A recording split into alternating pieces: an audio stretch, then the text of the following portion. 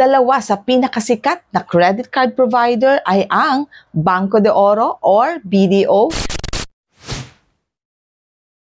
and the Philippine National Bank or PNB. So, alamin na kaagad natin kung magkano ba talaga ang interest nila. Kasi yun lang naman ang number one na interest natin, di ba? Okay, magkano ba ang pinapatong na interest ni BDO at ni PNB?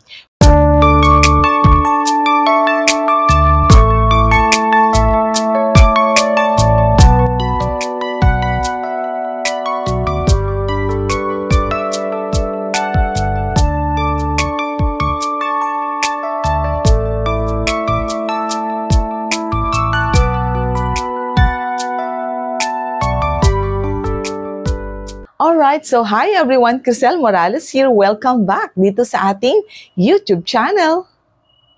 Alright, moving on. Dalawa sa pinakasikat na credit card provider ay ang Banco de Oro or BDO and the Philippine National Bank or PNB. And a lot of you are asking, sino ba ang mas okay sa dalawang credit card provider na ito when it comes to converting your credit limit into cash at babayaran mo in installment? So, sino ba sa kanila ang mas okay? Or, sino ba sa kanila ang mas may mababang interest? So, in today's video, tayo ay gagawa ng comparison between the BDO and the PNB. So, ready ka na ba? Apparently, ang dalawang bangkong ito ay nag-o-offer ng installment program. Para kay BDO, tinatawag itong cash installment program at kay PNB naman, tinatawag itong convert to cash program.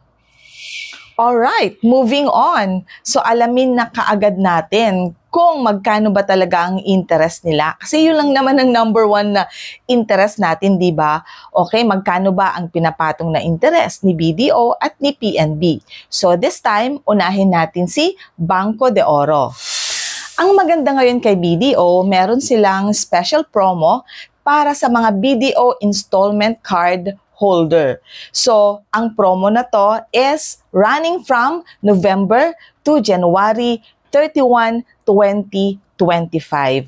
At ang special rate nila for this one is 0.48% payable in 36 months or in 3 years. Alright? So, ibig sabihin, kapag mas mahaba yung panahon, mas konti yung monthly amortization mo, pero syempre, mas marami kang interest na babayaran.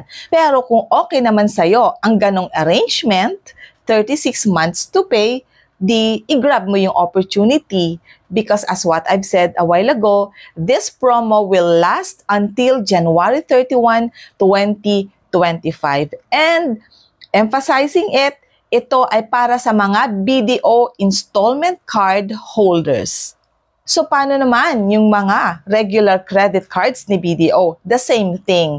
Ino-offer din ni BDO ang 0.48% interest rate running from November to January 31, 2025 sa lahat ng mga regular credit cards ni BDO. So, isn't it great? 0.48 is napaka-minimal. The question is, paano naman kapag natapos na yung promo? Magandang tanong yan. Okay, so kung kanina 0.48% ang interest, gaano na kamahal or may pagbabago ba kapag natapos na yung promo nila? So pagkatapos ng promo, balik tayo doon sa regular interest na ina-apply ni BDO sa kanilang cash installment.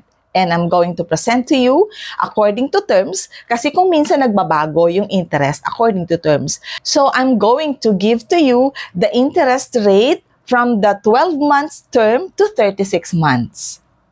The interest rate for BDO's credit to cash program depends on the term of the loan, 12-month term. The monthly add-on rate is 1.25% and the annual effective interest rate is 26.63%. 18-month term. The monthly add-on rate is 1.25% and the annual effective interest rate is 26.76%. 24-month term. The monthly add-on rate is 1.25% and the annual effective interest rate is 26.58%. 36-month term. The monthly add-on rate is 1.25%, and the annual effective interest rate is 25.98%. And I'd like you to note that once your application is approved, merong 200 pesos to be charged as an availment fee and a processing fee of 5% of the remaining balance or 300 pesos, whichever is higher. So yun yung mga tatandaan natin na babayaran natin once our application for the cash installment is approved by the Banco de Oro. So, ano ang eligibility? You have to be qualified. Ibig sabihin, meron kang good credit standing with the bank. Kapag may good credit standing ka, mas madaling i-approve ni Banco yung application mo. And of course, you must be a principal card holder. Ibig sabihin, hindi qualified or eligible ang mga supplementary card holders. Kundi, ito lamang ay para sa mga principal card holders. And how to apply? Of course, you have to call the hotline of the bank or mismong sa banko ka mag-apply. Eto pa, take note, once your application is approved, you cannot cancel the application anymore. So, kailangan kapag talagang gusto mong mag-cash installment with BDO, talagang buo yung loob mo. Decided ka talaga. Yung hindi alanganin. Kailangan pag-isipan natin many times ang mga ganitong klase ng decision. Because of course, may interest na ipapatong.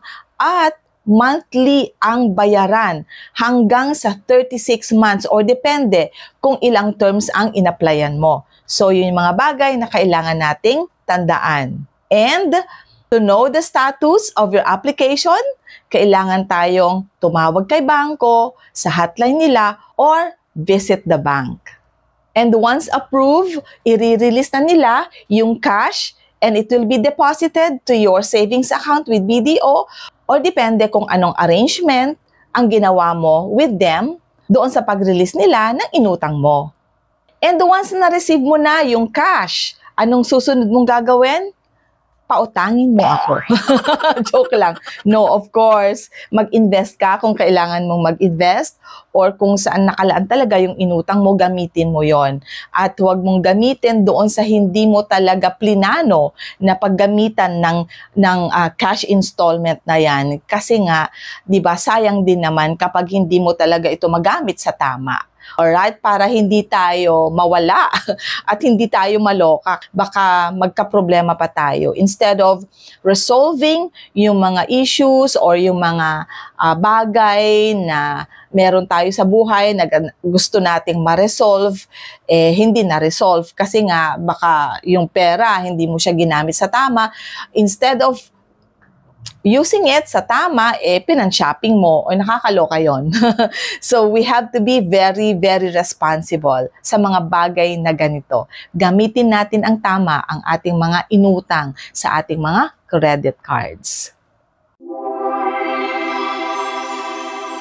Alright, so proceed naman tayo kay Philippine National Bank or PNB.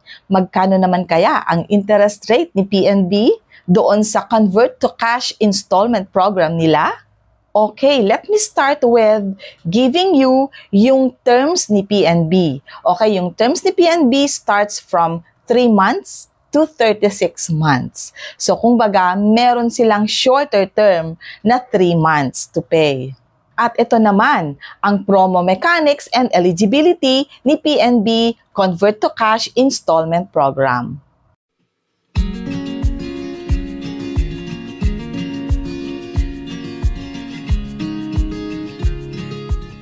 The minimum amount required for the installment availment is 5,000 pesos across all terms. So, kailangan 5,000 and up talaga. Hindi pwedeng lesser than or below 5,000. At ang eligibility naman ni PNB is this Convert to Cash installment program is open to all principal card holders with good credit standing, excluding business, corporate distribution, and personal installment cards. So, ibig sabihin, open sa lahat ng PNB credit cards ang Convert to Cash installment program nila. Pwera na lang doon sa minention ko kanina. How to apply? Go to their website, download the form, fill it out, and submit by emailing it or pumunta ka na lang mismo sa PNB and then isubmit yung application form. Or you can also go there and ask for the application form to be able to apply for the Convert to Cash installment program ni PNB. And please take note that the Philippine National Bank is also collecting 250 pesos for the processing fee of the Convert to Cash installment program. Alright, so overall, kapag titignan natin, may konting difference lang ang kanilang mga interest rates. Pero ano ba talaga ang reason? So bakit ba talaga kailangan nating mamili? Si PNB ba? Or si BDO?